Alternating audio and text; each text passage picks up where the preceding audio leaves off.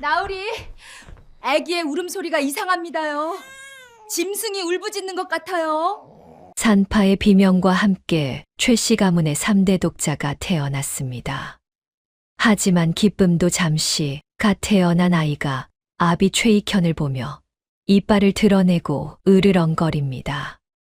어둠 속에서 노랗게 번뜩이는 아이의 눈동자는 20년 전 최익현이 무참히 때려 죽인 누렁이의 눈과 소름 끼치도록 닮아 있었습니다. 최익현이 아이를 안으려 하면 할수록 아이의 살기는 깊어만 가는데 금지옥엽 아들의 탈을 쓰고 돌아온 누렁이의 기막힌 복수극 지금 시작합니다. 사연 시작 전 구독 한 번만 눌러주신다면 그곳으로 행운이 가득 깃들기를 바라겠습니다. 동이 트기도 전 어둠이 채 가시지 않은 새벽녘 만석군 최익현은 기세등등하게 길을 나섰습니다. 3대를 이어 독자를 점지받기 위해 명산으로 향하는 길이었지요. 에헴, 얘들아, 발걸음 좀 재촉해라. 오늘 명산 신령님께 이 귀한 금덩이를 바치고 정성을 들여야 우리 집안에 대가 끊기지 않을 게 아니냐. 내 팔자의 3대 독자만 점지해 주신다면 이까지 금덩이가 아깝겠느냐? 자, 어서들 서둘러라. 화려한 비단 장막으로 둘러친 가마가 흔들거리며 나아가고 그 뒤로는 하인들이 번쩍이는 녹그릇과 재물을 가득 실은 짐을 지고 줄지어 따랐답니다. 이번에야말로 3대 독자를 얻어 최 가문의 대를 이어야 하느니라. 가마 안에서 최익현이 우쭐대며 중얼거렸지요. 그의 얼굴에는 욕심이 번들거렸고 손에는 이미 준비해둔 금덩이가 묵직하게 들려 있었습니다. 마을 어기 좁은 길목에 다다랐을 때의 일입니다. 가마꾼들이 갑자기 걸음을 멈추며 당황해합니다. 아이고, 나으리, 갑자기 개 한 마리가 길을 막고 서 있습니다요. 어허, 이놈아, 저리 비키지 못해. 귀한 나으리 행차시다. 머슴 덕구의 누렁이가 꼬리를 신나게 흔들며 가마 앞으로 폴짝 뛰어나왔지요.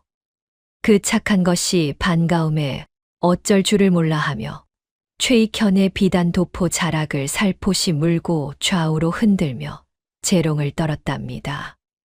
어라, 이놈이 뭘 하는 것이여.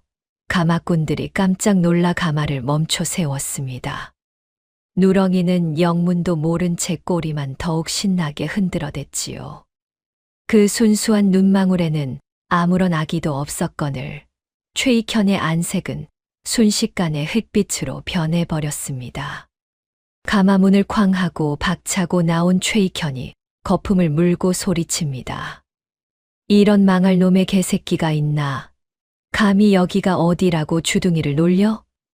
내 오늘 명산에 기도를 올리러 가는 거룩한 길인데 이 천한 짐승 놈이 내 앞길을 막아. 그것도 모자라 이 귀한 비단 도포에 흙탕물을 칠해. 어이구, 내 옷, 내 옷. 가마문을 박차고 튀어나온 최익현은 자신의 비단 도포에 묻은 흙탕물을 보더니 얼굴이 일그러지며 포효했습니다. 이런 더러운 놈의 것이 감히 내 옷에 침을 묻히느냐. 그는 곁에 있던 하인의 굵직한 박달나무 몽둥이를 번개같이 뺏어 들고는 누렁이의 허리를 사정없이 내리쳤습니다. 내 놈이 죽고 싶어 환장을 했구나. 오늘 내 놈의 가죽을 벗겨놓으마. 이리 와, 죽어라, 이놈. 둔탁하고 무시무시한 소리가 새벽 공기를 갈랐지요. 기잉, 누렁이가 처절한 비명을 지르며 눈밭 위로 나뒹굴었습니다. 하지만 최익현의 매질은 거기서 멈추지 않았지요. 몽둥이는 무자비하게 누렁이의 등과 다리를 후려갔습니다. 주인님, 제발 그만두십시오. 이때 주인 덕구가 버선발로 달려왔습니다. 그는 자신의 몸을 던져 누렁이를 감싸 안으며 흙바닥을 굴렀지요. 아이고, 나으리, 나으리, 제발 살려주십시오.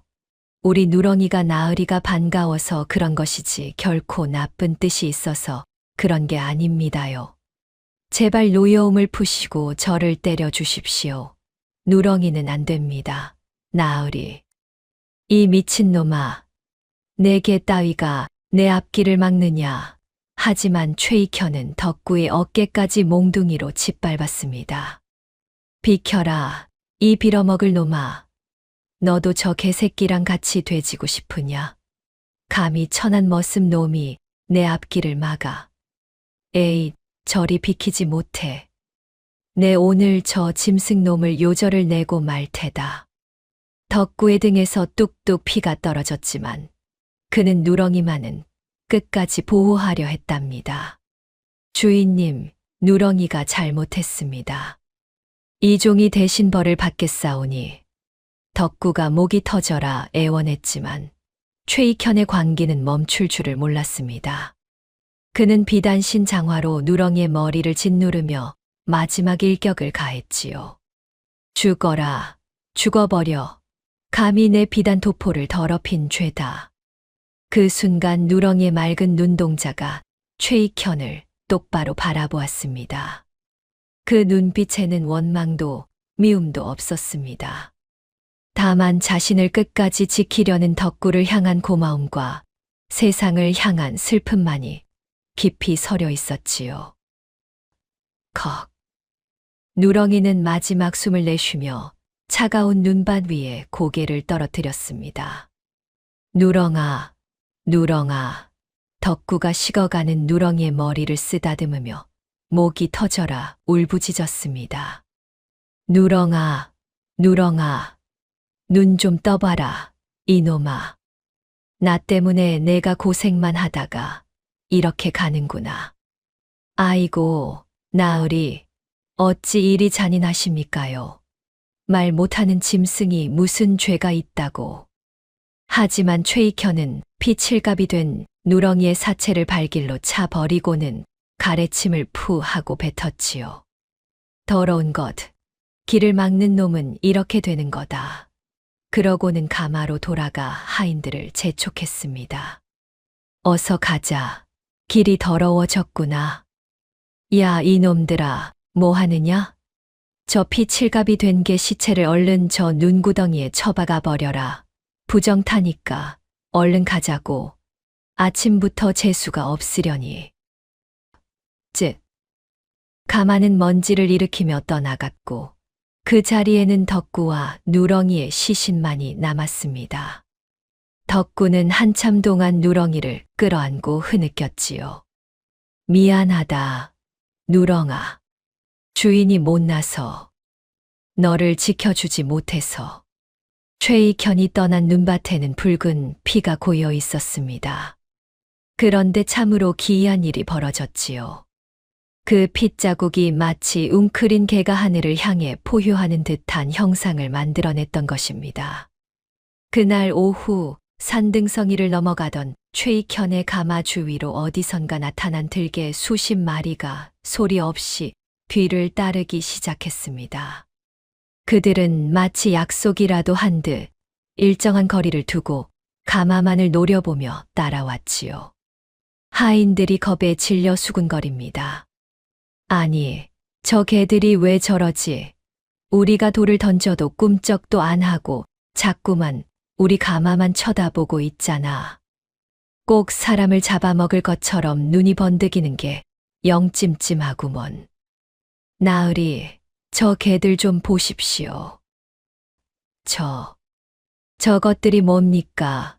겁에 질린 하인들이 돌멩이를 주워 던져 쫓아보려 했으나 들개들은 꿈쩍도 하지 않았습니다.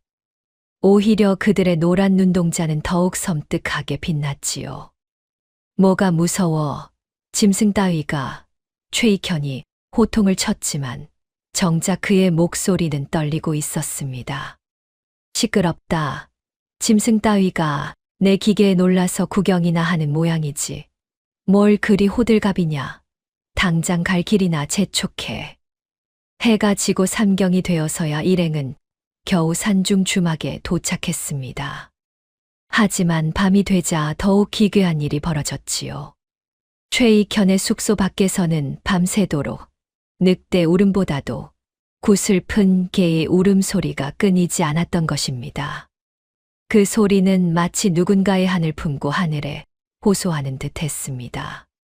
최익현은 이불을 뒤집어 쓰고도 잠을 이루지 못했지요. 짐승 울음에 무서워할 내가 아니다. 입으로는 그렇게 호기를 부렸지만 그의 손은 부들부들 떨리고 있었습니다. 아니, 저놈의 개새끼들이 밤새도록 잠도 못 자게 왜 저러는 거야? 어이, 밖에 아무도 없느냐? 당장 나가서 저놈들을 다 쫓아버리지 못해. 내 잠자리가 부정탈까봐 그러니 얼른. 그리고 그는 미처 몰랐지요. 이것이 모든 화의 시작이라는 것을 말입니다.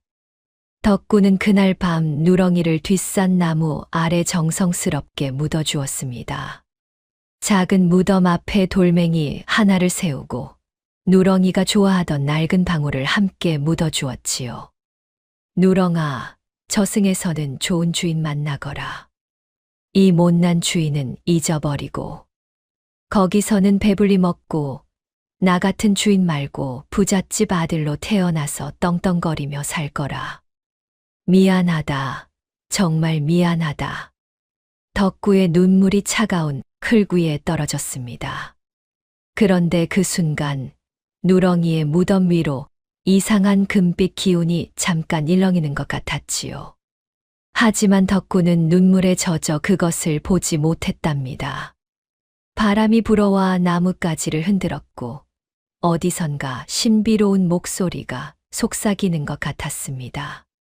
원한에는 원한으로, 은혜에는 은혜로 갚을 것이요. 뿌린 대로 거두는 법이니라. 하지만 그것이 바람 소리였는지 정말 누군가의 목소리였는지는 아무도 알 수 없었지요.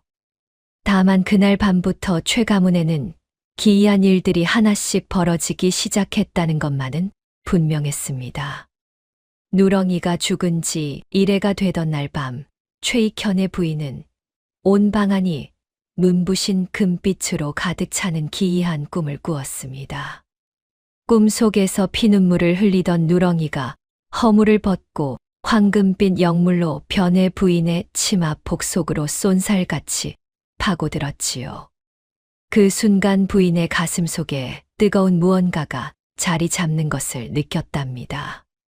부인이 자지러지게 놀라며 소리칩니다. 어머나, 이게 무슨 조화람, 금빛개가 내 품으로 쏙 들어오다니. 아이고, 가슴이야.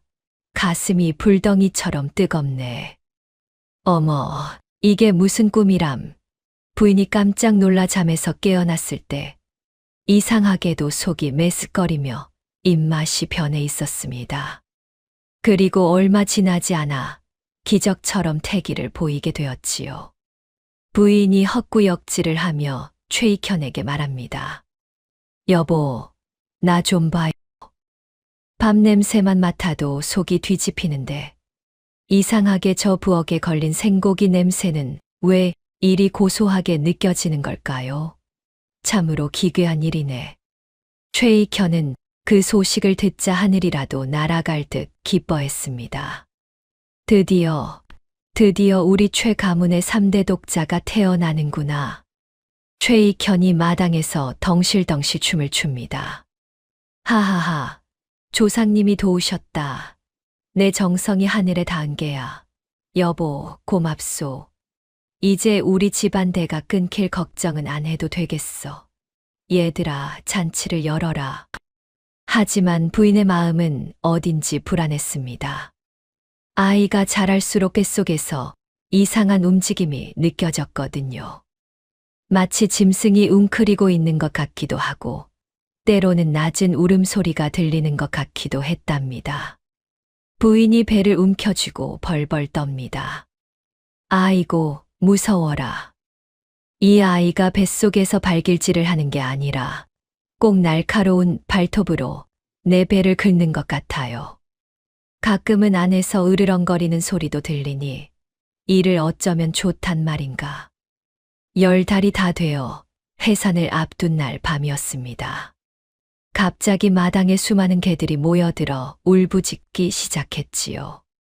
그 소리가 온 마을을 뒤흔들었습니다. 사람들은 무슨 일인가 싶어 창문을 열고 내다보았지만 개들은 오직 최익현의 집 마당에서만 지저댔답니다. 마을 사람들이 수군거립니다.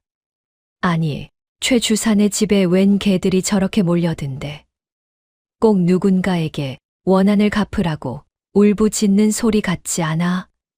아이고, 듣기만 해도 오싹하네. 바로 그때 부인에게 진통이 시작되었습니다. 아파라. 산파가 부랴부랴 달려왔지만 이상하게도 아이는 쉽게 나오려 하지 않았습니다. 마치 세상에 나오기를 거부하는 것 같았지요. 이상합니다. 아이가 왜 이리? 산파가 이마에 땀을 닦으며 당황해합니다.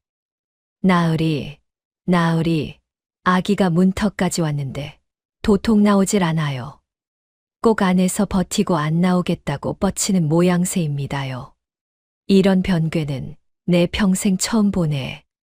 산파가 당황하고 있을 때 갑자기 마당에 개 짖는 소리가 더욱 커졌습니다.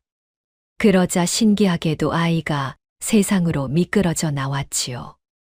으앙, 사내아이였습니다. 하지만 그 울음소리가 보통 갓난아이와는 달랐답니다. 마치 어린 짐승의 울음 같기도 하고 어른의 한탄 같지요. 최익현은 기쁨에 겨워 아이를 품에 안았습니다. 내 아들이다. 최 가문의 3대 독자로구나. 그는 아이의 이름을 귀남이라 지었습니다. 귀한 사내아이라는 뜻이었지요. 최익현이 아이를 번쩍 들어 올리며 자랑합니다. 오냐, 내 아들 귀남아. 내가 우리 집안을 일으킬 보배로다. 자, 나를 좀 보아라. 이 아비가 얼마나 기다렸는지 아느냐? 허허허. 하지만 귀남이는 태어나면서부터 남달랐습니다. 젖을 빨리지 않고 오직 고기 국물만을 탐했거든요. 그리고 아버지 최익현이 가까이 오면 몸을 뒤틀며 울어댔답니다. 최익현이 서운해하며 손을 내밉니다. 아니, 요놈 보게. 아비가 안아주려는데 왜 자꾸 고개를 돌리고 소리를 지르는 게냐? 꼭 내가 무서운 괴물이라도 되는 양구는구나. 참 섭섭하네. 이상하구나. 왜 아비를 멀리하는 것이지? 최익현이 의아해했지만 그저 갓난아이의 버릇이려니 생각했습니다. 귀남이가 3살이 되던 해 더욱 기이한 일이 벌어졌지요.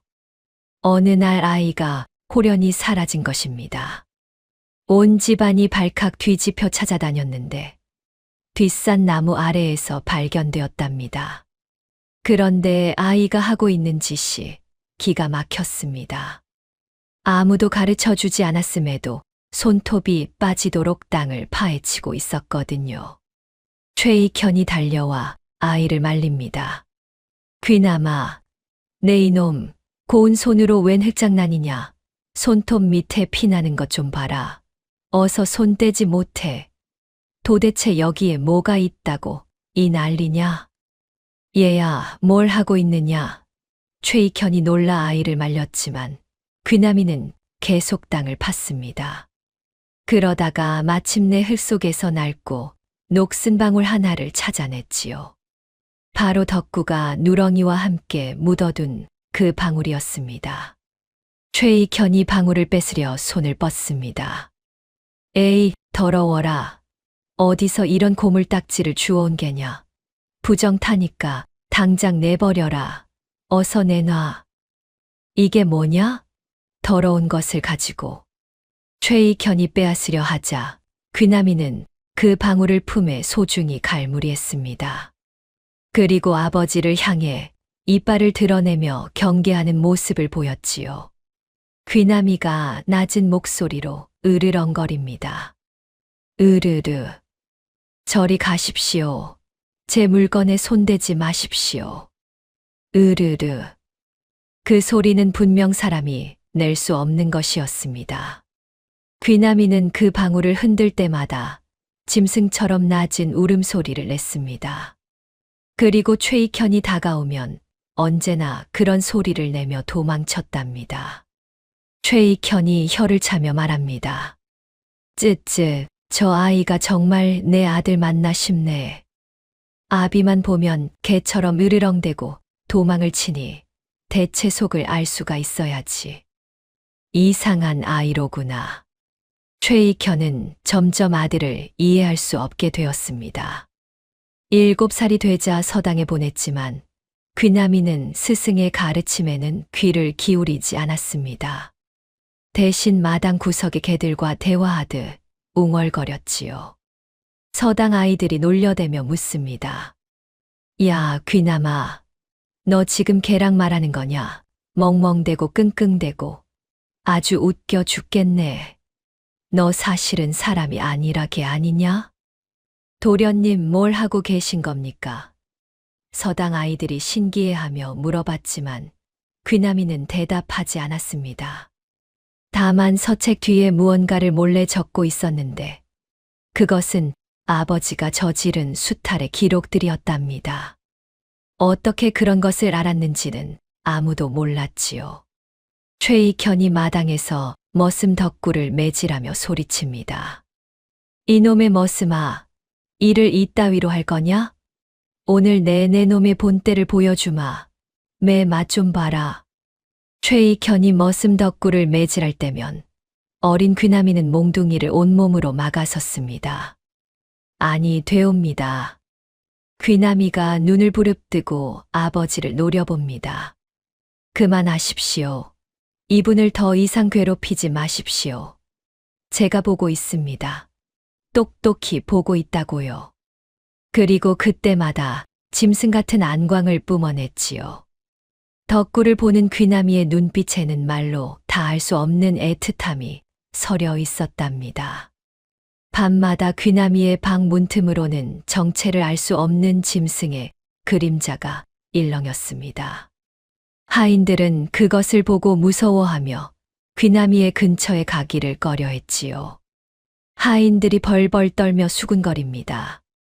아이고, 어머니, 방금 도련님 방 문틈으로 봤는데 사람 그림자가 아니라 커다란 게 그림자가 벽에 비치더라고요. 이 집구석 정말 어떻게 되는 거 아니에요. 도련님 방에 귀신이 나타나는 것 같습니다. 하인들이 수군거렸지만 최익현은 믿으려 하지 않았습니다. 귀남이는 아버지가 사준 비단옷을 갈기갈기 찢어 개들의 잠자리에 깔아주었습니다. 그리고 자신은 거친 삼배운만을 고집했지요. 최익현이 속이 터져 소리 지릅니다.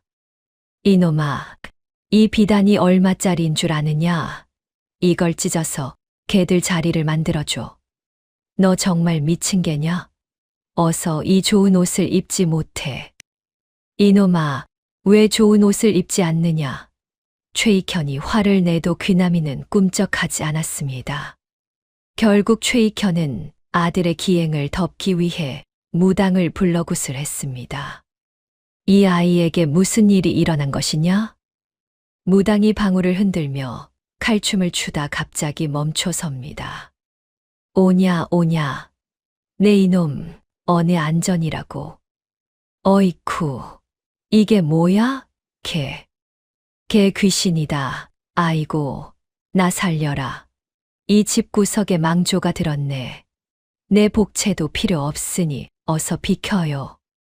무당은 작두 위에 올라가 신내림을 받았는데 갑자기 얼굴이 새하얗게 질렸습니다.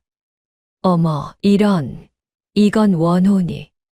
아니, 이건. 무당은 작두에서 내려오자마자 피를 토하며 도망쳤지요. 그 뒤로는 어떤 무당도 최 가문에 발을 들이려 하지 않았답니다. 어느덧 소년이 된 귀남이는 밤마다 몰래 아버지의 서재를 드나들었습니다. 최익현이 잠든 사이 비밀 금고의 열쇠를 복제하여 은밀한 장부들을 낱낱이 파악했지요. 귀남이가 차가운 목소리로 읊조립니다.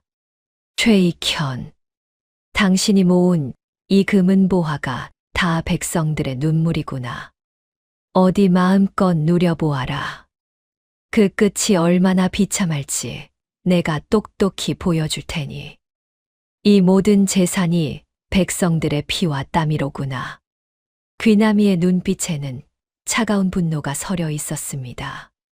그는 장성할수록 사람의 언어보다 짐승의 움직임에 더 능통해졌습니다. 하지만 겉으로는 과거 공부에 매진하는 척하며 최익현을 안심시켰지요. 귀남이가 공손하게 절을 올립니다. 아버지, 소자 이제 한양으로 가겠사옵니다. 장원급제하여 아버지의 이름을 만천하에 떨치고 오겠으니 그때까지 부디 건강하게 계십시오. 아버지, 아들이 장원급제하여 최 가문의 영광을 드높이겠습니다. 그래, 그래. 역시 내 아들이다. 최익현은 기뻐했지만 귀남이의 진짜 속내는 전혀 몰랐답니다. 보름달이 떠오른 어느 밤, 귀남이는 한양으로 떠나기 전 누렁이의 무덤 앞에 꿇어 앉았습니다. 손에는 그 낡은 방울이 들려 있었지요. 귀남이가 무덤을 어루만지며 속삭입니다. 누렁아, 조금만 기다려라. 내 저 인간의 가죽을 벗겨 내 앞에 제물로 바칠 테니. 원한은 원한으로, 피는 피로 갚아주마. 잠시만 기다리시오. 반드시 원한을 풀어드리겠소. 귀남이가 중얼거리자 바람이 불어와 나무잎을 흔들었습니다. 마치 누군가가 대답하는 것 같았지요.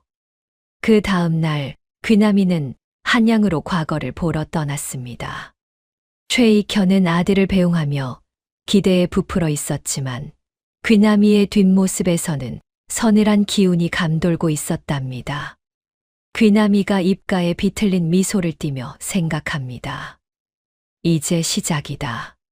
최익현, 당신이 가장 사랑하는 아들의 손에 무너지는 기분이 어떨지 기대해도 좋을 것이다. 이제 시작이로구나. 귀남이의 입가에 차가운 미소가 번졌습니다. 그리고 그날 밤 누렁이의 무덤에서는 다시 한번 금빛 기운이 일렁였지요. 귀남이가 떠난 뒤 최익현은 더욱 탐욕스러워져 갔습니다. 가뭄이 들어 백성들이 굶주리고 있음에도 소작료를 올리고 이자를 갚지 못하는 농민들의 집을 빼앗아 갔지요. 소작농들이 최익현의 발치를 붙잡고 눈물로 호소합니다. 나으리, 나으리, 제발 한 번만 살려주십시오. 보시다시피 땅은 쩍쩍 갈라지고 논에는 풀 한 폭이 안 났습니다요. 식구들 입에 풀 칠할 곡식도 없는데 소작료를 올리시면 저희는 다 굶어 죽으라는 말씀입니까요? 제발 조금만 깎아 주십시오. 올해는 흉년이라 소출이 없사옵니다. 제발 소작료만이라도 깎아 주십시오. 마을 소작농들이 최익현의 집 앞에 엎드려 애걸복걸했으나 최익현은 냉정했습니다. 최익현이 갓을 고쳤으며 쌀쌀맞게 쏘아붙입니다. 에잇, 이놈들아, 시끄럽다. 하늘에서 비가 안 내리는 게 내 탓이더냐? 너희가 게을러서 농사를 망쳐놓고 왜 나한테 와서 징징거려? 빌려간 곡식이 있으면 이자를 쳐서 내놓는 게 나라법이고 장부의 도리다. 돈 없으면 당장 짐 싸서 나가. 내 땅에서 당장 나가란 말이다. 흉년이 내 탓이더냐? 약조대로 내지 못하면 땅을 내놓아라. 그뿐만이 아니었습니다. 그는 사냥개들을 풀어 애원하는 백성들을 물어뜯게 했지요. 최익현이 사나운 사냥개들의 줄을 풀며 소리칩니다. 이놈의 개들아, 뭐 하느냐? 저 거짓대 같은 놈들을 콱 물어뜯지 못해. 어서 저놈들을 우리 집 대문 밖으로 쫓아버려라. 물어. 콱 물어버려. 개들아, 저자들을 쫓아버려라. 그런데 기이한 일이 벌어졌습니다. 최익현의 사냥개들이 주인의 명을 듣지 않고 오히려 최익현의 하인들을 공격하기 시작한 것입니다. 으악, 아니, 이 미친놈들이 왜 이래? 저놈들 말고 저놈들. 으악, 내 다리, 내 엉덩이, 사람 살려. 개들이 미쳤다. 으악, 이놈들이 미쳤나. 하인들이 비명을 지르며 도망치고 집안은 아수라장이 되었답니다. 개들은 마치 누군가의 지시를 받는 것처럼 오직 최익현의 사람들만을 향해 이빨을 드러냈지요. 한편 한양에서는 놀라운 일이 일어나고 있었습니다. 귀남이가 장원급제를 차지한 것입니다. 한양 저작거리 사람들이 소리를 지르며 축하합니다. 여보게들 들었나? 이번 장원급제자가 바로 그 평안도 만석군 최주사댁 아들 최귀남이라네. 참으로 대단한 인재야. 이번 과거 장원은 최귀남이로다. 온 한양이 떠들썩했지만 정작 귀남이는 기뻐하는 기색이 없었습니다. 그는 곧장 궁궐로 들어가 임금께 은밀한 상소를 올렸지요. 귀남이가 임금 앞에서 비장한 목소리로 말합니다. 전하, 소신은 오늘 천륜을 어기고서라도 백성의 피눈물을 닦아드리고자 하옵니다. 소신의 아비 최익현은 권세를 믿고 백성을 수탈하며 짐승보다 못한 짓을 일삼고 있사옵니다. 부디 저에게 힘을 주시어 이 원한을 풀게 해 주십시오. 전하, 신이 고향에서 목격한 탐관오리의 만행을 고발하고자 하옵니다. 임금은 귀남이의 상소문을 읽고 크게 놀랐습니다. 거기에는 최익현의 죄상이 낱낱이 기록되어 있었거든요. 임금이 믿기지 않는 듯 묻습니다. 참으로 기가 막히는구나. 내 아비의 죄를 내가 직접 고발한단 말이냐? 정녕 후회하지 않겠느냐? 경의 아비가 이런 짓을 저질렀다는 것이냐? 그렇사옵니다. 혈연의 정을 끊고라도 백성의 원한을 풀어야 하옵니다. 귀남이의 눈빛이 서늘하게 빛났습니다.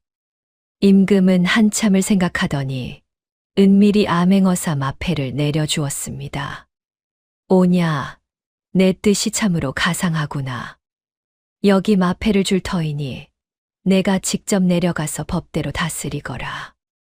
내 아비라 할지라도 예외는 없느니라. 경이 직접 조사하여 바로잡도록 하라. 혈육이라도 죄가 있으면 법대로 다스려야 하느니라. 성명을 받들겠사옵니다. 귀남이는 마패를 받아든 채 차가운 미소를 지었지요. 고향으로 돌아온 귀남이는 신분을 숨기고 남루한 옷차림으로 마을에 나타났습니다. 그가 가장 먼저 찾아간 곳은 병들어 누워있는 덕구의 오두막이었지요. 덕구가 기침을 콜록이며 묻습니다. 누구신데 이 누추한 곳을 찾으셨소? 동양 줄밥 한 숟갈도 없으니 그만 가보구려. 누구시오? 덕구는 쇠약해진 몸으로 겨우 일어났습니다. 귀남이는 품속에서 그 낡은 방울을 꺼내 보였답니다. 덜그럭. 그 소리를 듣는 순간 덕구의 눈이 휘둥그레졌습니다.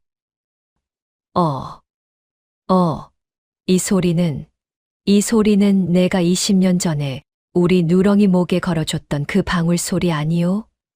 아니, 선비님. 이 귀한 방울을 어떻게 선비님이 가지고 계신단 말이오? 이것이 설마. 덕구는 떨리는 손으로 방울을 만져보더니 그 자리에서 무너져 울기 시작했습니다. 누렁이 목에 걸어준 바로 그 방울이구나. 선비님, 도대체 어떻게 이것을. 삼촌 모든 것을 다 아옵니다. 귀남이의 목소리는 애틋하면서도 차가웠지요. 삼촌, 그동안 얼마나 고생이 많으셨습니까? 눈밭에서 죽어간 그 억울한 원한, 제가 다 갚아줄 것입니다. 이 장부들을 보십시오. 최익현이 그동안 빼앗은 것들이 여기 다 적혀 있습니다. 최익현이 그동안 저지른 죄악들을 모조리 기록해 두었소. 이제 그 업보를 받을 때가 왔습니다. 귀남이는 덕구에게 그동안 몰래 모은 최익현의 비리 장부들과 은닉된 재산의 지도를 건네주었습니다. 이것들을 관아의 정직한 형방에게 전달하십시오. 곧 일이 벌어질 테니까요. 덕구가 어안이 벙벙하여 묻습니다. 아니, 도대체 누구신데 이런 귀한 것을 저에게 주십니까? 우리 누렁이랑 무슨 사이길래 이러시는 거요? 선비님 정체가 누구십니까? 왜 이런 일을? 때가 되면 아시게 될 것입니다. 귀남이는 그렇게 말하고는 밤 어둠 속으로 사라졌습니다. 며칠 뒤 최익현은 아들이 장원급제했다는 소식과 함께 새로운 어사가 부임한다는 소문을 들었습니다. 최익현이 입이 귀에 걸려 소리칩니다. 하하하, 얘들아, 소식 들었느냐? 내 아들 귀남이가 장원급제를 해서 어사가 되어 내려온단다. 이제 이 고을은 내 세상이다. 누가 감히 나한테 대들겠느냐? 잔치를 열어라. 술을 부어라. 훗, 내 아들이 어사가 되어 내려온다니. 이제 이 고을은 완전히 내 차지가 되겠구나. 최익현은 기쁨에 겨워 고을 전체에 연회를 베풀며 백성들을 강제로 동원했습니다. 모두 나와서 새 어사를 맞이하라. 축하 잔치를 벌이느니라. 백성들은 억지로 끌려 나와 신용만 했지만 속으로는 이를 갈고 있었지요. 연회 준비에 바쁜 최익현은 새로운 사또에게 바칠 매물 상자를 점검했습니다. 하지만 상자를 열었을 때 그의 얼굴이 핏기를 잃었지요. 최익현이 비명을 지르며 상자를 내던집니다. 으악, 이게 뭐야? 내 금덩이들이 다 어디 가고 웬 뼈다귀가 들어있어. 이것은 개 뼈다귀 아니냐? 누가 내 금고에 이런 해괴한 짓을 했단 말이냐? 이게 뭐냐? 상자 안에는 금괴 대신 온갖 짐승의 뼈다귀들만이 가득 차 있었습니다. 게다가 그 뼈들이 묘하게도 개의 것들이었지요. 누가 감히 내 금고를 뒤졌느냐? 최익현이 경악하여 하인들을 죽이겠다고 칼을 휘두르는 바로 그 순간 대문 밖에서 요란한 소리가 들려왔습니다. 포졸들이 대문을 박차고 들어오며 소리칩니다. 암행어사 출두야. 암행어사 출두야. 죄인 최익현은 꼼짝 말고 포박을 받으라. 관군이다. 관군이 왔다. 이미 역졸들이 담을 넘고 있었던 것입니다. 관아의 포졸들이 최익현의 집을 샅샅이 뒤지기 시작했습니다. 그들의 손에는 정확한 지도가 들려 있어서 비밀 창고와 그곳에 쌓인 작물들을 하나도 빠뜨리지 않고 찾아냈지요. 여기서 나온 쌀이 얼마나 되는가? 이 비단들은 또 어디서 나온 것인가? 최익현이 포졸의 뺨을 때리며 발악합니다. 이놈들, 어서 내 몸에서 손을 떼지 못해. 암행어사가 내 아들 최귀남이다. 내 아들이 오면 너희들 다 목이 달아날 줄 알아라. 어서 놓으란 말이다. 최익현은 당황하여 소리쳤습니다. 내 아들이 암행어사다. 감히 나를 잡으려느냐. 그는 포졸들의 뺨을 때리며 거세게 저항했지만 이미 때는 늦었습니다. 마을 백성들은 최익현이 포박당에 끌려가는 모습을 보며 담벼락 너머로 오물을 던지고 돌을 던졌지요. 야, 이놈아. 내 죗값을 이제야 받는구나. 돌 좀 맞아봐라. 내 놈도 이제 끝이다. 우리가 당한 것을 똑같이 당해봐라. 관아의 차가운 감옥에 갇힌 최익현은 아직도 상황을 이해하지 못하고 있었습니다. 내 아들이 오면 모든 것이 해결될 것이다. 그때까지만 참자. 그는 벽을 손톱으로 긁어대며 아들만을 기다렸지요. 하지만 감옥 창살 너머로 보이는 것은 오직 누렁이의 환영뿐이었습니다. 그리고 밤마다 들려오는 수만 마리 개들의 짖는 소리뿐이었지요. 최익현이 귀를 막고 괴로워합니다. 저 소리 좀 안 나게 해라. 왜 자꾸 내 귀에 대고 지저대는 거야? 저리 가. 저리 가란 말이야. 귀남아, 어서 와라. 이 아비를 꺼내다오. 멍, 멍. 그 소리는 점점 더 크고 또렷해져 갔습니다. 마치 최익현을 향해 무언가를 외치고 있는 것 같았답니다. 으악, 저리 가라. 저리 가라고. 최익현이 귀를 막고 소리쳐도 그 울음소리는 멈추지 않았습니다. 그는 비로소 무언가 잘못되었음을 깨달았지만 이미 모든 것이 늦어버렸지요. 다음 날 드디어 새로운 어사가 관아에 도착한다는 소식이 들려왔습니다. 최익현은 마지막 희망을 품고 그날만을 기다렸답니다. 내 아들이 오면, 내 아들이 오면. 하지만 그가 곧 보게 될 것은 상상도 못한 진실이었지요. 다음 날 아침 관아 마당에는 고을 사람 절반이 모여들어 암행어사의 심판을 숨죽여 기다리고 있었습니다.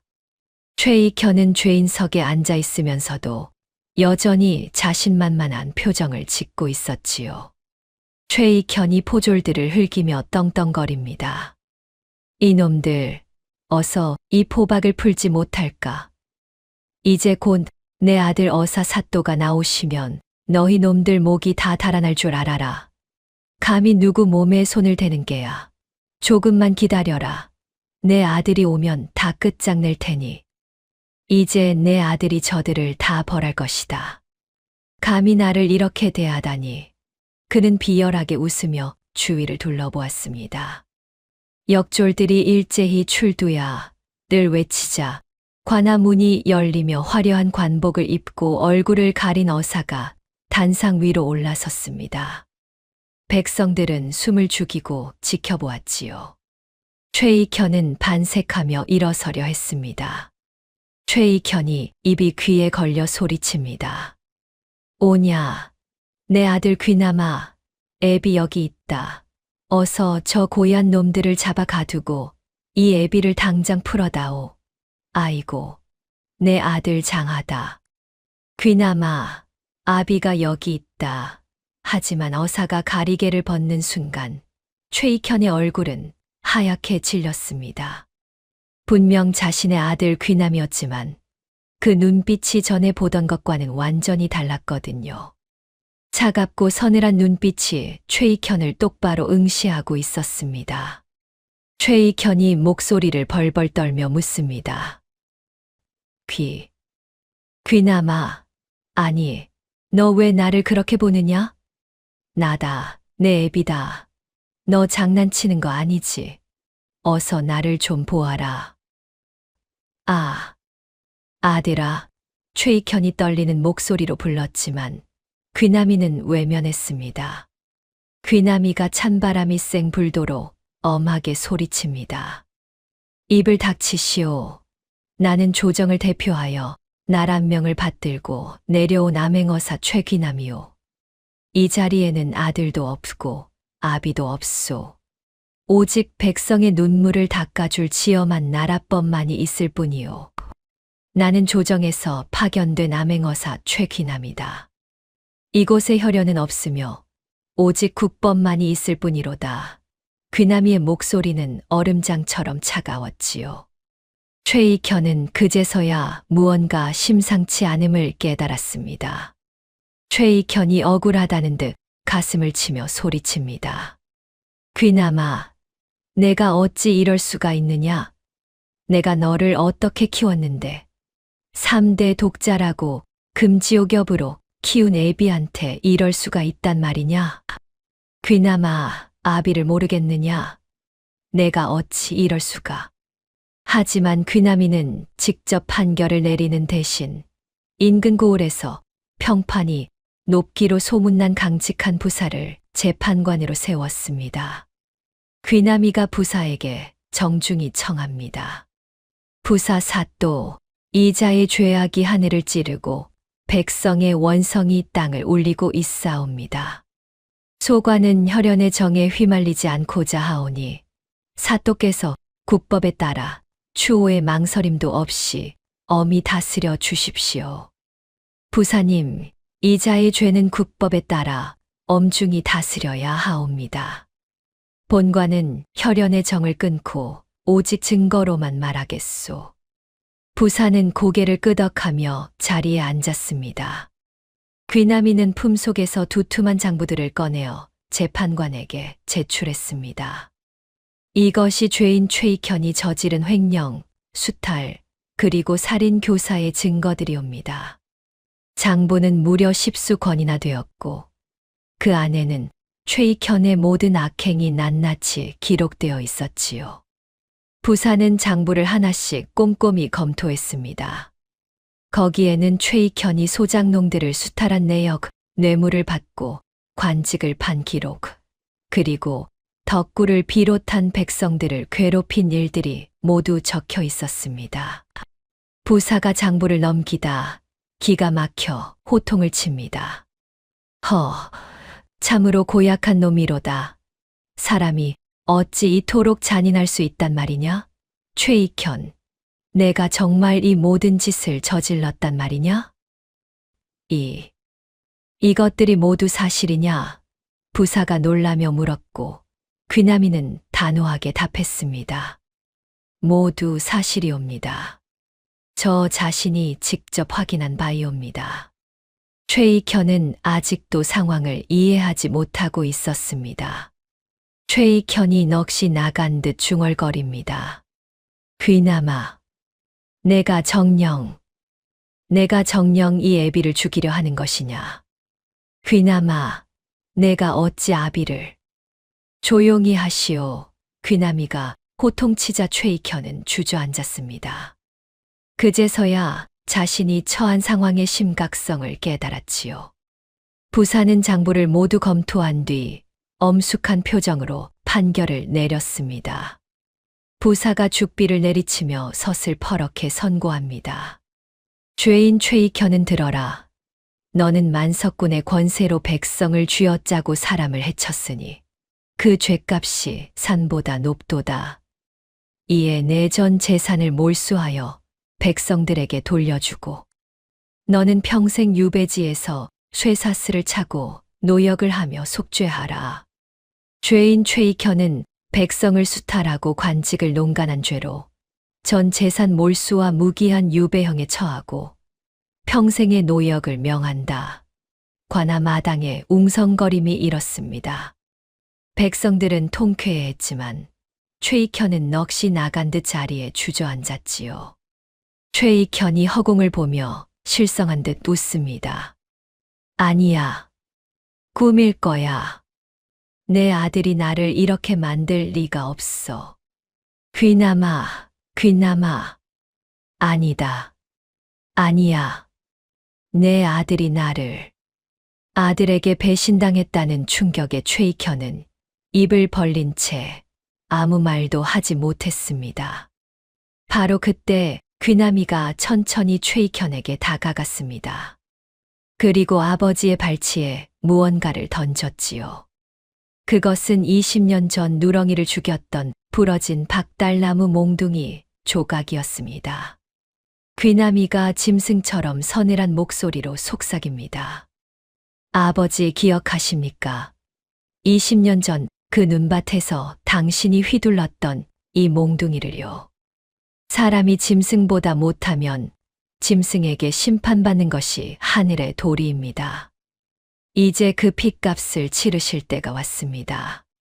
아버지, 사람이 짐승보다 못하면 짐승에게 심판받는 것이 천리임을 잊으셨습니까? 귀남이의 목소리가 마당에 울려 퍼졌습니다. 그런데 최익현의 귀에는 그 목소리가 짐승의 으르렁거림처럼 들렸지요. 최익현이 비명을 지르며 나자빠집니다. 으악, 개가 말한다. 저놈 눈을 보아라. 귀남이가 아니라 저놈은 누렁이다. 누렁이가 나를 보며 으르렁대고 있어. 살려주게. 제발 살려줘. 으악, 이것이 무슨... 최익현은 공포에 질려 거품을 물고 쓰러졌습니다. 그의 눈에는 귀남이의 모습이 아니라 20년 전 죽인 누렁이의 모습이 겹쳐 보였거든요. 판결이 내려지자마자 신기한 일이 벌어졌습니다. 맑았던 하늘에서 갑자기 소나기가 내리기 시작한 것입니다. 백성들이 춤을 추며 소리칩니다. 아이고, 비가 온다. 단비가 내려. 신령님이 노하셨던 마음을 푸셨나 보네. 어사사또 만세, 만만세. 비가 온다. 오랫동안 가물었던 대지를 적시는 단비였지요. 백성들은 하늘에서 내리는 비를 맞으며 환호했습니다. 귀남이는 몰수한 최익현의 재산을 모두 백성들에게 나누어 주었습니다. 귀남이가 백성들에게 허리를 숙이며 말합니다. 여러분, 이 재물은 원래 여러분의 피와 땀입니다. 이제 주인에게 돌아가는 것이니 다시는 배를 골른 일이 없도록 하십시오. 부디 평안히 사십시오. 이 재산은 원래 여러분들의 것이었습니다. 이제 돌려드리는 것뿐이옵니다. 백성들은 감격하여 눈물을 흘렸지요. 그리고 귀남이는 놀라운 발표를 했습니다. 귀남이가 상소문을 높이 들고 비장하게 말합니다. 소인, 비록 아비의 죄를 다스렸으나 아들이 아비를 벌한 죄 또한 가볍지 않사옵니다. 이에 관직을 버리고 평생 산속에서 아비의 죄를 씻으며 살고자 하니 부디 해량하여 주십시오. 이제 아비의 죄를 대신 씻고 인간으로서의 삶을 정리하기 위해 관직에서 물러나겠습니다. 임금에게 올릴 상소문을 들고 있던 것입니다. 백성들이 울먹이며 매달립니다. 안 됩니다, 사또. 이렇게 가시면 어떡합니까? 우리 백성들은 이제 누굴 믿고 산단 말입니까? 제발 저희 곁에 남아 주십시오. 어사 사또님 그러시면 안 됩니다. 어사 사또님 같은 분이 계셔야. 백성들이 만류했지만 귀남이의 뜻은 굳었습니다. 제 할 일은 다 마쳤습니다. 이제는 조용히 살겠습니다. 마을 사람들은 귀남이의 공명정대함에 깊이 고개를 숙였습니다. 반면 최익현은 개처럼 질질 끌려 유배지로 향했지요. 그가 끌려가는 길에 덕구가 나타났습니다. 덕구가 최익현을 물끄러미 바라보며 나지막이 말합니다. 날이 참으로 가엾은 분이십니다. 짐승도 은혜를 알거늘. 이제라도 저 세상에 간 누렁이가 나리의 죄를 조금이라도 씻어주길 빌겠습니다. 부디 속죄하며 사십시오. 나리, 누렁이가 용서해 주기를 바랍니다. 최익현은 그 말에 더욱 경악했습니다. 이제야 모든 것에 진실이 어렴풋이 보이기 시작했거든요. 최익현이 허공을 휘저으며 발작합니다. 설마 그 아이가 정말 누렁이란 말이냐? 내가 죽인 그 개가 내 아들이었단 말이냐? 으악. 설마 그것이. 하지만 아무도 그의 말을 들어주지 않았습니다. 귀남이는 관복을 벗고 소복한 옷차림으로 누렁이의 무덤을 찾아갔습니다. 그리고 그 앞에 무릎을 꿇고 절을 올렸지요. 귀남이가 무덤을 어루만지며 눈물을 흘립니다. 누렁아, 이제 한을 풀었느냐? 20년 세월 동안 나를 기다려줘서 고맙다. 이제 무거운 짐은 다 내려놓고 저 하늘에서 마음껏 뛰놀 거라. 이제 나도 내 곁으로 가마. 이제 원한을 풀어드렸습니다. 편히 쉬십시오. 바람이 불어와 나무잎을 살랑살랑 흔들었습니다. 마치 누군가가 고맙다고 인사하는 것 같았지요. 그날 밤 마을에는 오랜만에 평화가 찾아왔습니다. 하지만 이것이 진짜 끝은 아니었답니다. 최익현의 가문은 하루아침에 몰락했고 그가 수탈했던 전답은 원래 주인이었던 소장농들에게 골고루 돌아갔습니다. 고을 광장에서는 최익현의 폭정을 견뎌온 백성들이 모여 춤을 추며 귀남이의 정의로운 심판을 칭송했지요. 백성들이 꽹과리를 치며 신이 나 소리칩니다. 얼씨구 좋다. 저 지독한 구두쇠 최주사 놈이 드디어 망했구나. 이제 우리 자식들 배불리 먹일 수 있게 됐어. 어사사또 아니 우리 귀남 도련님 만세 만만세. 만세 만세. 이제야 세상이 바뀌었구나. 악인에게는 벌이 내리고 선량한 사람에게는 복이 온다. 백성들의 기쁨의 소리가 하늘 끝까지 울려 퍼졌습니다. 귀남이는 관아 뒤뜰에서 조용히 누렁이의 넋을 기리는 작은 제사를 올렸습니다. 제단 위에는 평생 간직해온 그 녹슨 방울을 정성스럽게 올려놓았지요. 귀남이가 방울을 어루만지며 나지막이 속삭입니다. 누렁아 보느냐? 내가 흘린 피눈물을 이제야 다 닦아주었다. 아버지는 죗값을 치르러 떠났으니 너는 이제 무거운 마음 다 버리고 저 좋은 곳으로 가거라. 보고 싶구나. 내 친구 누렁아. 이제 모든 것이 끝났습니다. 편히 쉬십시오. 귀남이가 절을 올리는데 신기한 일이 벌어졌습니다. 제단 주변으로 수십 마리의 개들이 소리 없이 모여들기 시작한 것입니다. 그 개들은 하나같이 온순한 표정으로 꼬리를 흔들며 귀남이의 주변을 평화롭게 에워쌌지요. 오냐, 너희들도 누렁이 소식을 듣고 왔구나. 그래, 그래. 이제 우리 누렁이 걱정은 안 해도 된다. 너희들도 이제 평안히 지내거라. 마치 누렁이를 대신해서 인사를 하는 것 같았습니다. 고맙구나, 모두들. 귀남이가 개들의 머리를 쓰다듬자 그들은 만족한 듯 하나둘 흩어져 갔습니다.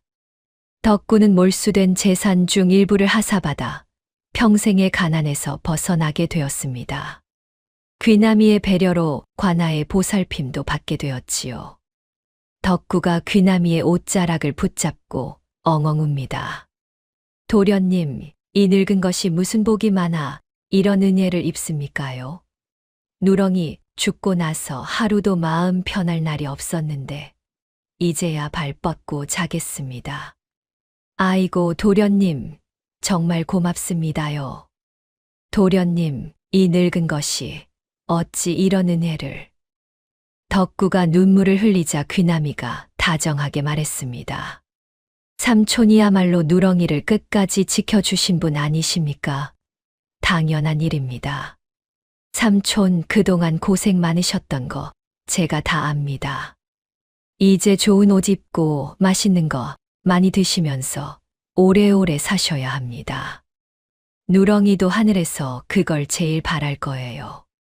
한편 최익현은 유배지로 떠나는 길목에서 자신이 괴롭혔던 사람들에게 온갖 손가락질을 당하며 비참하게 길을 걸어야 했습니다.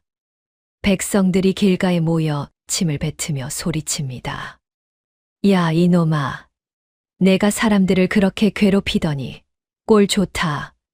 개보다 못한 놈아. 저승 가서 누렁이한테 빌기나 해라. 돼. 길 비켜라. 죄인 지나가신다. 저놈이 최익현이다. 우리를 괴롭혔던 그놈 말이냐. 하늘이 벌을 내렸구나. 백성들의 야유 소리가 끊이지 않았지요. 최익현은 고개도 들지 못한 채 비틀거리며 걸었습니다. 귀남이는 어사직을 내려놓기 전 최익현이 마지막까지 숨겨둔 비자금까지 모두 찾아내어 마을의 무너진 다리와 길을 보수하는 데 사용했습니다.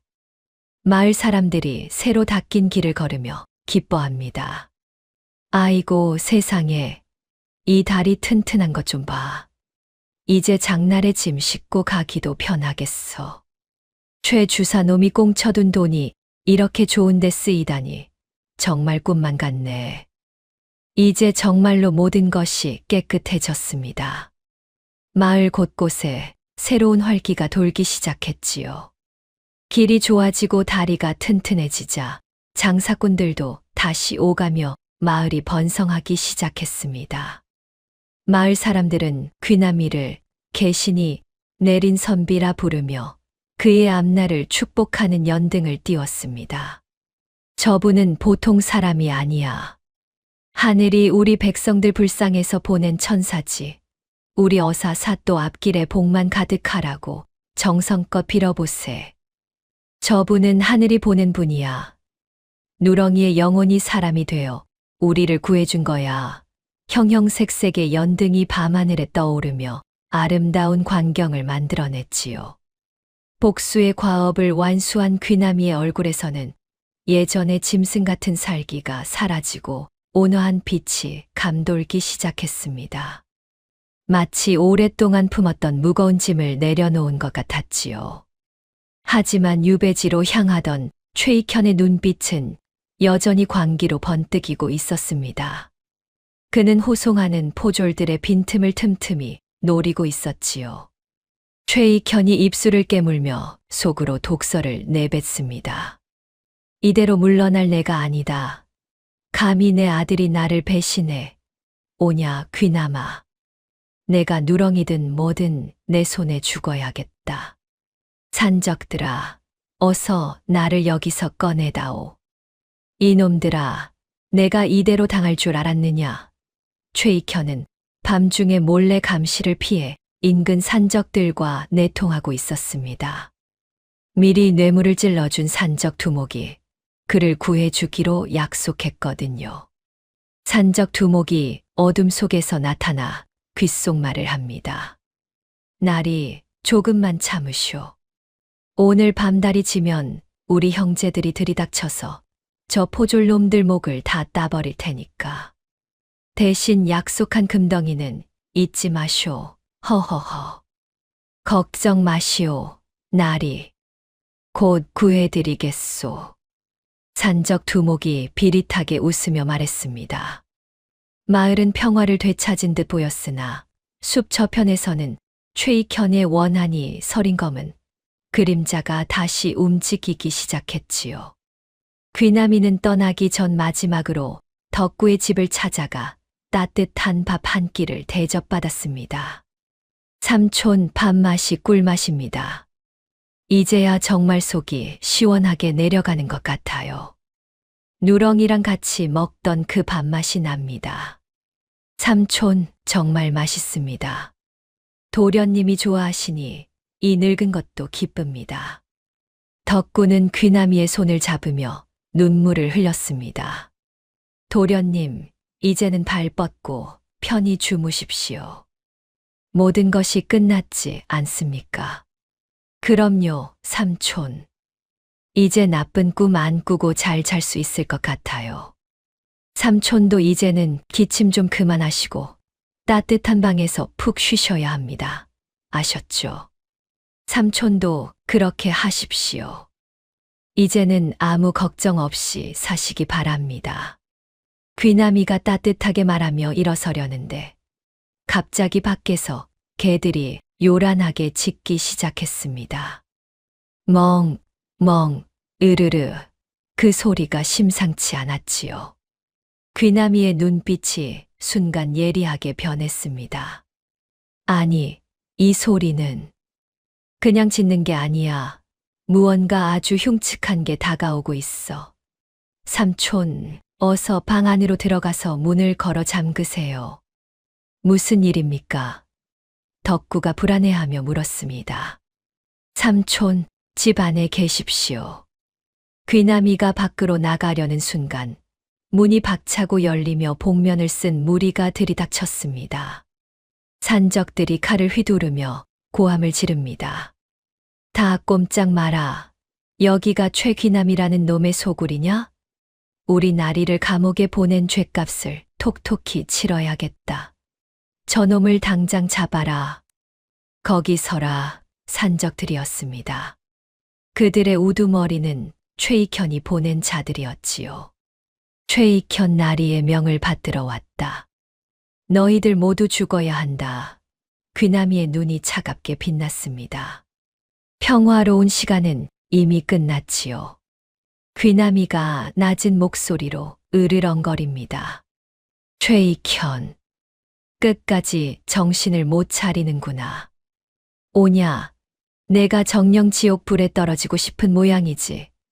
감히 내 앞에서 칼을 휘두르다니 목숨이 여러 개인 줄 아느냐. 역시 호사다마라는 말이 틀리지 않는구나. 그날 밤 평화롭던 덕구의 오두막으로부터 다시 불길한 기운이 감돌기 시작했습니다. 최익현의 마지막 발악이 시작된 것입니다. 귀남이는 품속의 방울을 만지며 중얼거렸습니다. 아직 피 냄새가 덜 가셨나 보구나. 그래, 내가 정령 끝장을 보기 원한다면 내 이번에는 자비 없이 내 영혼까지 찢어주마.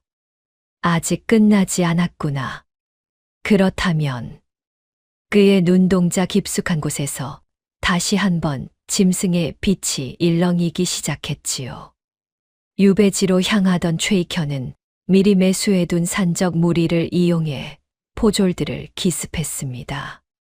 깊은 밤 모두가 잠든 사이 산적들이 나타나 호송대를 습격한 것이지요. 으악, 산적이다.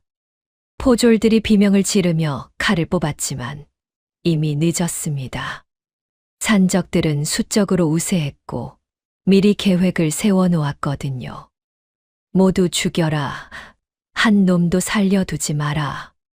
최익현이 광기 어린 눈으로 소리쳤습니다. 포졸들은 하나둘 쓰러져 갔고 최익현은 탈출에 성공했지요. 그는 복수심에 눈이 멀어 곧장 덕구의 오두막으로 달려갔습니다. 이제 그놈들을 모조리 갈아버리겠다. 최익현은 병든 덕구를 포박하여 산속 깊은 폐가로 끌고 갔습니다. 덕구는 몸이 약해 저항할 힘도 없었지요. 놓아주시오. 이 늙은 것이 무슨 죄를. 닥쳐라. 내 놈이 내 아들을 꼬드겨 나를 배반하게 만들었구나. 최익현은 덕구의 목에 차가운 칼날을 들이밀며 협박했습니다. 귀남이에게 전해라. 혼자 오지 않으면 이놈을 베어버리겠다고. 그는 피 묻은 서신을 써서 마을로 보냈습니다. 소식을 들은 귀남이는 관군을 부르는 대신 홀로 어둠이 짙게 깔린 뒷산으로 향했습니다. 그의 발걸음은 누렁이의 무덤 근처를 지나갔지요. 잠시만 기다리십시오. 마지막 일을 처리하고 오겠습니다. 귀남이가 무덤 앞에서 잠깐 멈춰 절을 올렸습니다. 폐가 마당에서 최익현은 덕구를 방패 삼아 귀남이를 향해 시퍼런 화살을 겨누고 있었습니다. 왔구나, 이 배은망덕한 놈아. 귀남이가 나타나자 숲속에 숨어있던 산적들이 튀어나와 쇠사슬로 귀남이의 팔다리를 거칠게 결박했습니다. 꼼짝 마라. 하지만 귀남이는 의외로 저항하지 않았습니다. 차분하게 상황을 지켜보고 있었지요.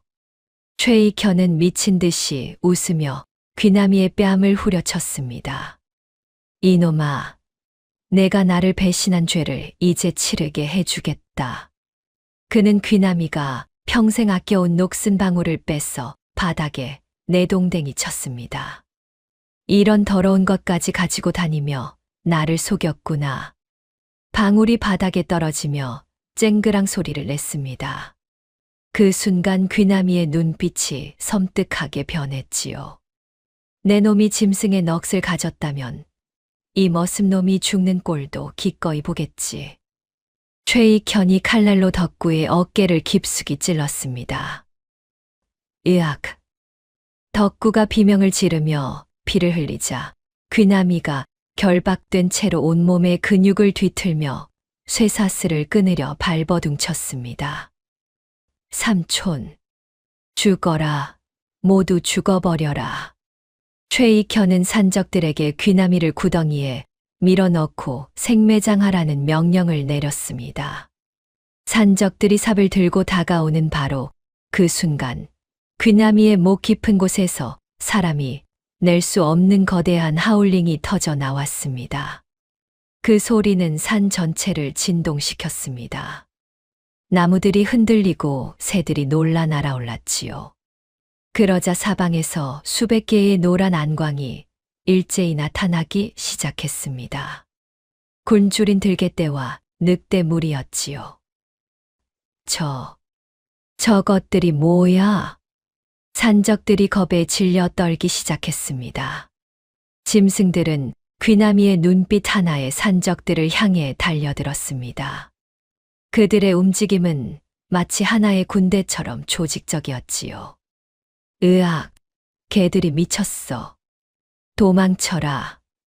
아수라장이 된 마당에서 산적들은 개들에게 물리며 사방으로 도망쳤습니다. 하지만 짐승들의 공격은 매서웠지요. 최익현은 겁에 질려 덕구를 끌고 낭떠러지 끝으로 도망쳤습니다. 이럴 수가 있나. 귀나미는 초인적인 힘으로 쇠사슬을 끊어내고 벼랑 끝에서 최익현과 마주 서게 되었습니다. 아비.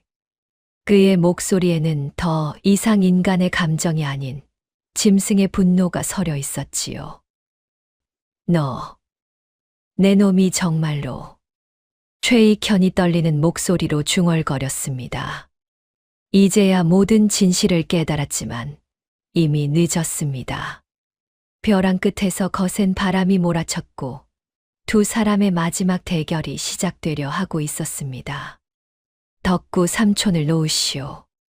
귀나미가 차갑게 말했지만 최익현은 더욱 광기 어린 표정을 지었습니다.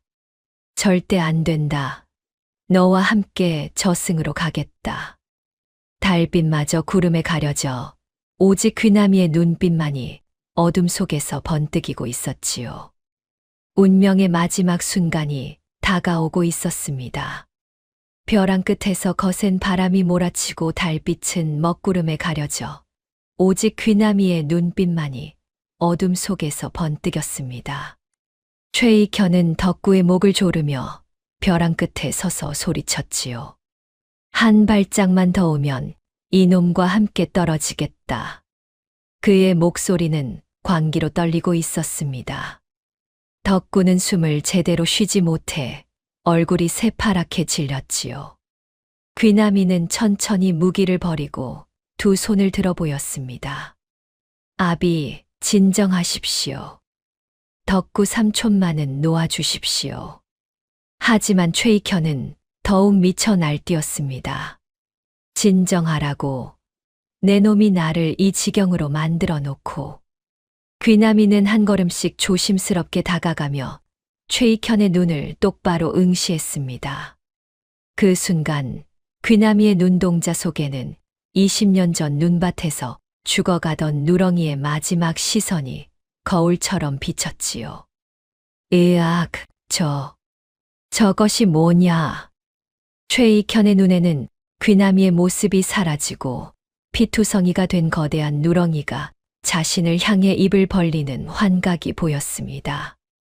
그 눈빛은 원망도 미움도 없이 다만 슬픔으로 가득했지요. 안 된다고. 최익현은 비명을 지르며 뒷걸음질을 쳤습니다. 그러다가 발을 헛디뎌 낭떠러지 아래로 미끄러지기 시작했지요. 추락하는 찰나 최익현이 덕구의 옷자락을 움켜잡으려 했지만 놓치고 말았습니다. 귀나미는 번개 같은 속도로 몸을 날려 덕구의 손을 낚아챘지요. 삼촌. 벼랑 아래로 떨어지던 최익현은 허공에서 자신을 내려다보며 비웃는 수많은 개의 얼굴을 보았습니다. 그것들은 모두 자신이 괴롭혔던 짐승들의 모습이었지요. 용서해다오. 용서해다오. 하지만 아무도 그의 애원을 들어주지 않았습니다. 둔탁한 소리와 함께 최익현의 몸은 계곡 아래 바위에 부딪혔고 그는 자신이 휘둘렀던 몽둥이처럼 뼈가 바스러졌습니다. 귀나미는 안전하게 덕구를 끌어올려 평평한 땅에 눕히고 자신의 옷을 찢어 상처를 지혈했습니다. 삼촌, 괜찮으십니까? 도련님, 고맙습니다. 덕구가 힘없이 고개를 끄덕였지요. 바로 그때 최익현이 떨어진 자리에서 기이한 황금색 연기가 피어오르기 시작했습니다. 그 연기는 잠시 허공에 머물다가 이내 산들바람에 흩어져 사라졌지요. 정신을 차린 덕구가 주위를 둘러보았지만 그 많던 갯대와 늑대들의 흔적은 온데간데 없이 사라져 있었습니다. 마치 처음부터 없었던 일처럼 조용했지요. 도련님, 그 짐승들은 어디로? 모두 제자리로 돌아간 것 같습니다. 오직 낭떠러지 끝에 최익현에 찢어진 비단 도포 조각만이 걸려 바람에 나부끼고 있었습니다. 귀나미는 덕구를 등에 업고 산을 내려오며 어깨 너머로 지는 달을 향해 길고 슬픈 작별의 하울링을 내뱉었습니다. 그 소리는 산골짜기에 메아리치며 멀리 퍼져나갔지요. 산 아래 마을 사람들은 그 소리를 듣고 무릎을 꿇었습니다. 누렁이가 드디어 하늘 풀고 하늘로 돌아가는구나. 이제야 모든 것이 끝났다. 사람들은 두 손을 모아 기도를 올렸습니다. 귀나미와 덕구가 산을 내려와 마을에 도착했을 때 동이 트고 있었습니다. 새로운 날이 밝아오고 있었지요. 삼촌, 이제 정말로 모든 것이 끝났습니다.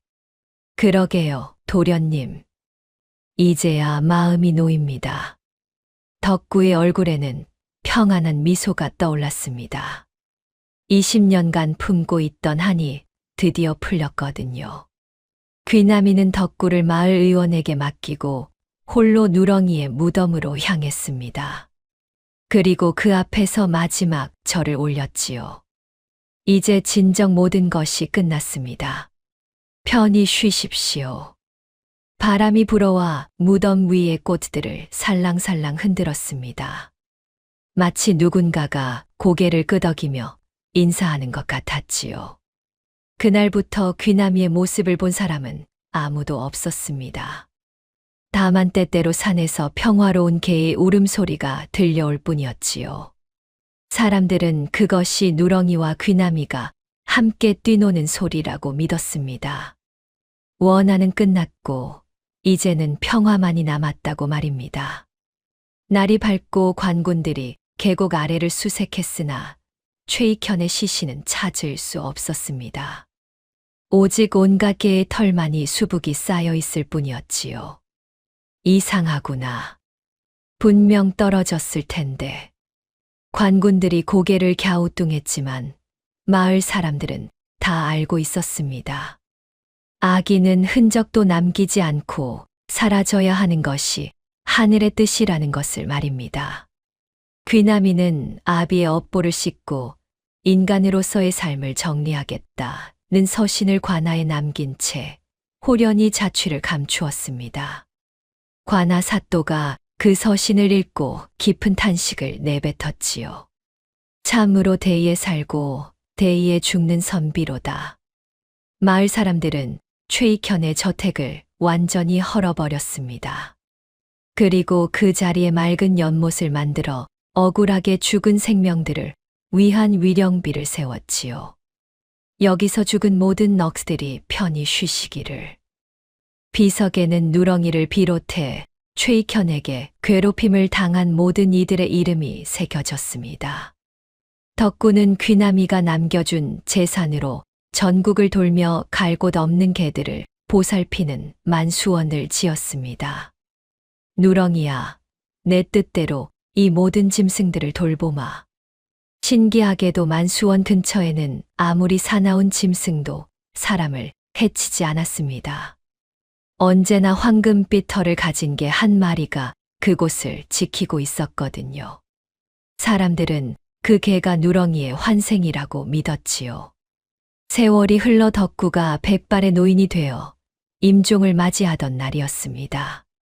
방 안에는 은은한 향기와 함께 금빛 기운이 감돌았지요. 누렁아, 오래 기다렸구나.